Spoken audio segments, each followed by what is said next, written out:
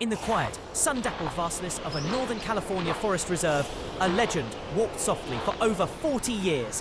His name was Raymond, a man whose life was not measured in years, but in the countless lives he had touched, both human and animal. His face was a road map of a life spent under the open sky, etched with lines of laughter and quiet concern for the world he protected. Even after retirement, his spirit remained tethered to the winding trails and secret clearings he knew, like the back of his own hand. His small cabin on the forest's edge was more than a home. It was a sanctuary, the place where wounded deer learned to trust again, and abandoned creatures found a second chance at life, all under the gentle care of this solitary guardian.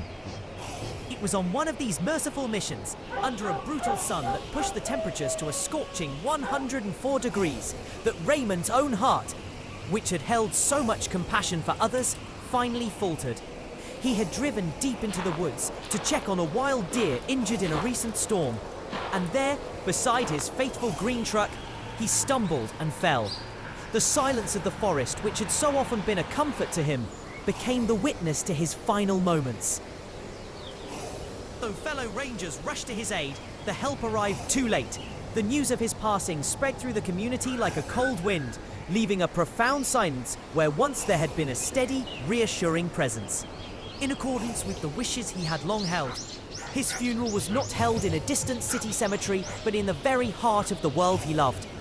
As the soft light of dawn filtered through the tall trees, a gathering of friends, colleagues, and grateful hikers stood in a quiet clearing.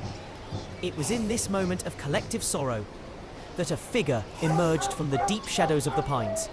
It was Duke, a large black dog Raymond had rescued from the brink of death nearly a decade earlier. No one had seen him since Raymond had released him back into the wild. Yet here he was, moving with a solemn purpose through the parted crowd. Without a sound, he approached the wooden platform where Raymond lay, let out a soft, almost inaudible whine, and lay down beside his old friend, resting his head in a final, loyal vigil.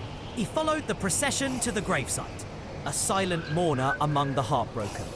And when the body of the old ranger was lowered into the earth beneath a grand oak tree, Duke lifted his head to the sky and released a long, mournful howl that seemed to echo the grief of everyone present.